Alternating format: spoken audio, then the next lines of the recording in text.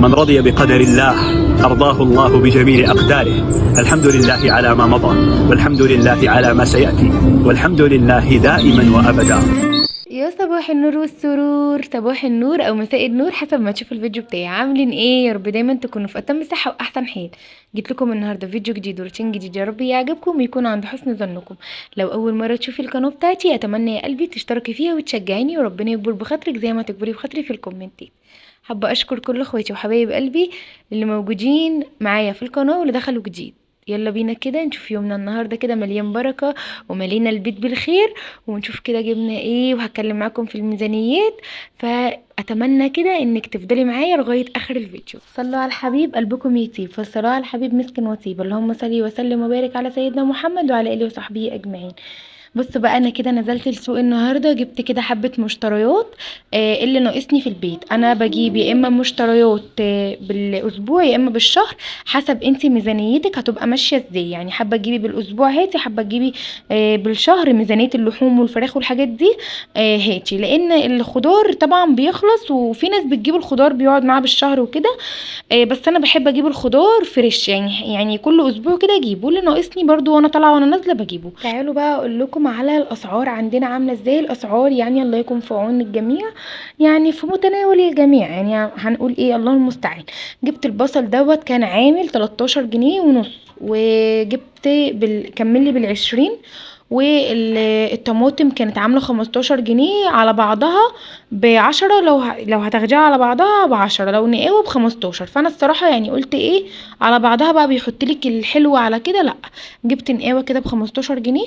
وجبت الخيار اللي انتوا شفتوه معايا دوت كان عامل 15 تقريبا، جبت كيلو. والطماطم جبت كيلو وربع بالعشرين. وجبت ليمون ب10 جنيه على بعضه النص، لكن لو هتنقيه النص ب15. وجبت الفلفل الحراق والكوب، جبت نص ب10 دوت على دوت، ده الربع ب5 وربع ب5. وجبت الكوسة دي كانت عاملة 20 جنيه، خدتها ب15 منه، اخدت 2 كيلو. والجزر كان عامل 25، اخدت منه يعني ربع وزيادة. يعني هو كملي بال10 جنيه جزر. وايه تاني جبت ايه، والبصل. وجبت والبطاطس ب10 جنيه، جبت 2 كيلو بطاطس ب20. والبصل كان عامل 13 ونص. يعني جبت كده حبة حاجات. والبلح دوت كان عامل 20 جنيه اللي انا وريتهولكوا. وجبت بقى جرجير ونعناع. بقى بحب ان انا اجيب النعناع اغسله في البيت كده واسيبه كده في البلكونه ينشف براحته، وبعدين بقى يعني بفركه كده بايدي وبحطه بقى في برطمان كده. يعني بعمل ساعات شاي بالنعناع. لو جبته فريش بعمل لهم عصير ليمون بالنعناع كده، فاهمين؟ انا بحب النعناع عامه في البيت. غسلت بقى كل حاجه كده معاكم وسبتها يعني زي تنزل ميتها كده وتنشف، واحطها بقى في المنظمات واحطها في التلاجة، عشان لو الاولاد يعني اخدوا حاجه من التلاجة من تبقى مغسوله ومتنضفه. تعالوا بقى اقول لكم كده، انا كنت قايله لكم كذا فيديو نتكلم في الميزانيات بتاعه الشهر الاسبوع كده. بصوا بقى كده يا بنات، تعالوا كده مع بعض واحده واحده. زي ما احنا بنرتب للتنظيف والترتيب وكده، لازم تكوني كمان منظمه في ميزانيتك، علشان مهما كانت الظروف او دخلك بسيط تقدري تمشي الاسبوع او الشهر مرتاحه من غير ما تبقي قلقانه او مثلا مصروفك هيخلص وكده. انا عن نفسي بقيت اتعامل بالراحه جدا في مصروفي. انا لما قسمت يعني مصروفي على اسابيع بدل الشهر كله، والله يعني بقى احسن من اي حاجه. المهم يعني مثلا لو دخلك مثلا 2000 جنيه، بتتقسميهم على 4 اسابيع، كل اسبوع ليهم ميزانيه معينه ما تخرجيش عنها. يعني ممكن لو حبيتي تخرجي عنها يبقى لظرف يعني للقصوى، يعني فاهمين؟ فالمهم كده لو الاسبوع ده خلص مصاريفه خلاص، بقى اللي جاي بتحسب من اول الاسبوع الجديد. يعني مثلا 2000 جنيه، يبقى في كل اسبوع انا عامله الميزانيه على 500 جنيه. خلاص. هتقولي طب ما هو مثلا الفلوس مش هتكفي او كده، لا حسب مثلا ما انتي يعني هنتكلم دلوقتي وهقول لكم ازاي. طبعا اول خطوه كده في الميزانيه الاكل والشرب، فواتير الكهرباء واحتياجات الاطفال مثلا بتاعتك، حاجات الطوارئ الصغيره. احنا بنتكلم دلوقتي لو اقل حاجه الميزانيه 2000 جنيه، تمام. انا بحب اكتبهم كده في ورقه بسيطه، ويعني ايه، واشوفها كل اسبوع اللي ناقص وكده، اشوف ايه اللي زاد، ايه اللي ممكن اوفره، ايه اللي ممكن مثلا عندي في البيت ومش هجيبه اكتب مثلا جنبه. اما بقى الجزء اللي بيفرق معايا هي الوجبات بقى، اللي هي بتبقى جاهزه بقى في الفريزر، اللي انا اجيب وجبات واحطها في الفريزر جاهزه. يعني بقيت مثلا اعمل يوم مخصوص مثلا في ان انا النهارده هعمل كفته، اطلع الكفته من الفريزر. لو هتجيبي نص كيلو لحمه مفرومه هتعمليها على اكلتين، زي ما انا ما عملت النهارده كده معاكم. جبت نص كيلو لحمه مفرومه وقسمتها على مرتين، طلعت ربع النهارده كده، عملت عليه زي تورلي كده، خضار كوسه ببطاطس بجزر، وعملت كده فلفل الوان وفلفل كوبي وكده، وحطيت عليها ربع لحمه مفرومه، وعملت رز بالشعريه كده. ورحت بقى ايه، او حبايه وحبايه، ورحت قاليه فلفل، والحمد لله كانت اكله ربنا يديم عليها نعمه يا رب ويحفظها من الزوال. انا بقى عايزاكي تقسمي مثلا الربع التاني شيلته برضو في التلاجة، اطلعه اليوم تاني اعمل كفتة، اعمل مثلا بفتيك بيه. البفتيك برضو بيفرق معايا لما اعمله بالبصل، يعني تفرديها كده وتعمليها في البقسماط والبيض، برضو بتوفر معاكي، ومن ان العيال تبقى اكلت زي كفتة لحمة مقلية، وزي برضو اللي هو بفتيك. ممكن بقى لو كده اعمل مثلا زي ما انتوا شايفين كده، ده خضار سوتيه، مثلا اعمل باميه، اعمل ملوخيه لو عندك مثلا مفرزه، مثلا لو مثلا تجيبي جنيحه وتعمليها.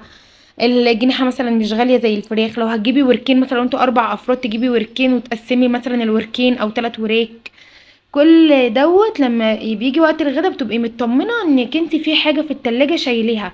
واحنا برضو مش هناكل كل يوم لحمه وفراخ، ممكن مثلا يوم تقضي تجيبي مثلا علبتين تونه، ممكن مثلا جبنه مثلا بطماطم مثلا، وتسلقي بيض وتعملي بطاطس محمره، فول بالطماطم. يعني مش محتاجين ان احنا كل يوم ناكل لحمه وفراخ. وبرضو ربنا يديم علينا نعمه، كل الاكل نعمه وفضل من عند ربنا. الميزه بقى انك لما بتبقي منظمه وبتقدري تعرفي كل اسبوع هتشتري ايه وايه اللي ناقصك، ده مش بتضطري بقى تروحي السوق كل يوم، لا انت عندك حاجتك في التلاجة، هتنزلي مثلا تودي اولادك الدرس المدرسه وكده وترجعي على طول، يبقى انت مطلعه اكلك هتعملي اكلك على طول.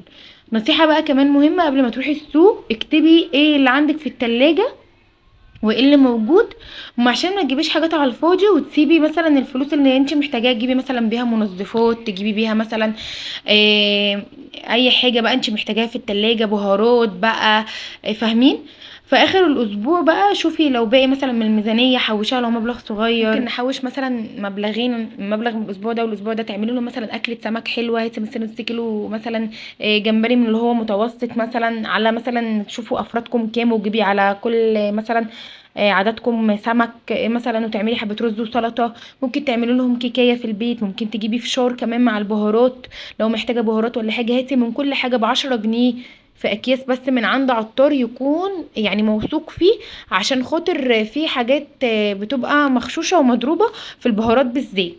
يعني انا جربت كده كذا حد يعني في السوق، في ناس البهارات بتاعتها بتبقى مش حلوه خالص، وبتبقى يعني مغشوشه. وفي يعني اللي انا بجيب منه دلوقتي يعني ما شاء الله حاجته نضيفه جدا، تحسي كده ان ريحه البهارات بهارات، يعني اللي هو توم البودر بصل بودر والحاجات دي، انا بحس ان هو ريحتهم فعلا توم وبصل.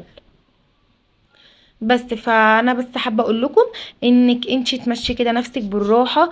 لو هناكله مثلا يوم السبت فراخ، تاني يوم مثلا نعمل اي حاجه لو اتبقى منك اكل وكده، تعملي جنبه مثلا اي اكل خفيف، تقلي بطاطس محمره جنبه مثلا، وتاني يوم بقى تعملي مثلا كشري، كل واحد مثلا بيضه او بيضتين حسب ميزانيتك انتي. يعني بصوا بالراحه وعلى مهلك كده، هتلاقي الدنيا معاكي سلسه خالص. حابه بقى يعني مثلا لو زي كده لما جبت بلح، ممكن مثلا انت بدل ما تجيبي بلح بدلي هاتي جوافه، ده بتمن ده على فكره، ده الكيلو ب25 وفيه ب20، وده الكيلو برده فيه ب20 وفيه ب25.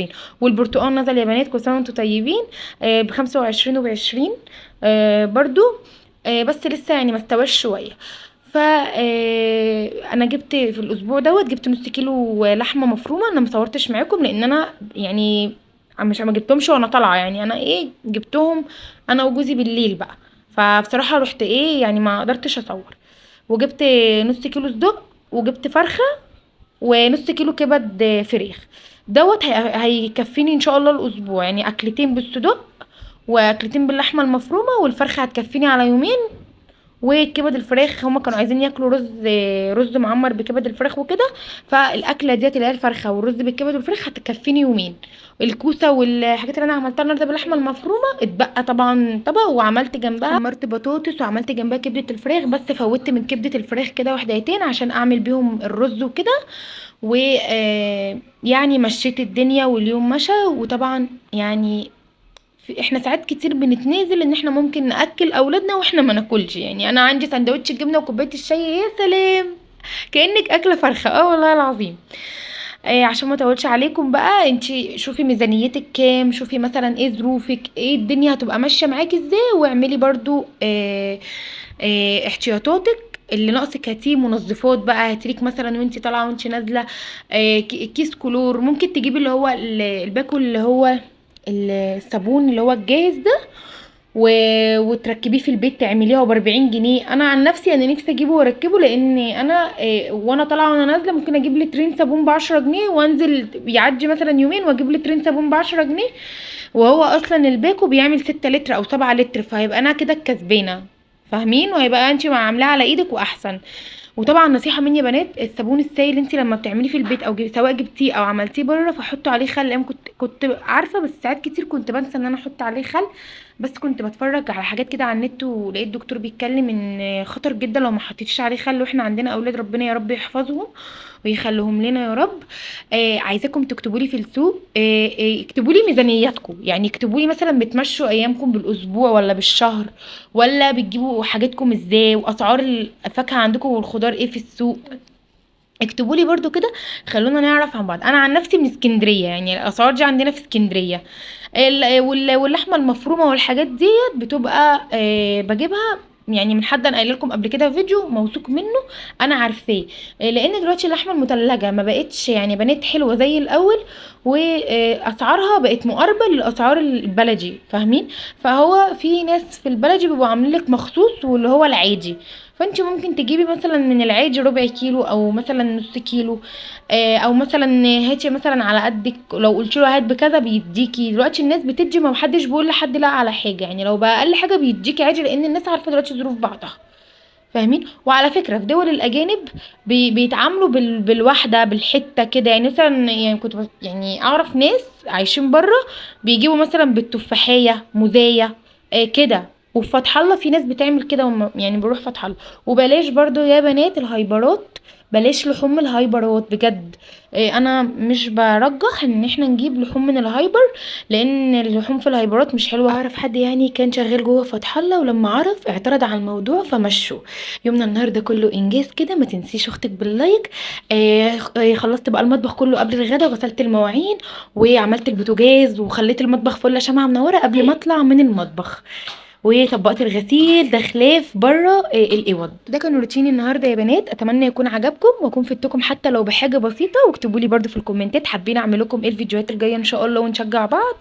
ما تنسوش اختكم من اللايك والكومنت اللي بيشجعها، وتشتركوا في القناه لو حبيتوني وعجبكم. ده كان غدانا النهارده. دي ما علينا نعمل محفظه من الزوال. اشوفكم في فيديو جديد، مع الف سلامه.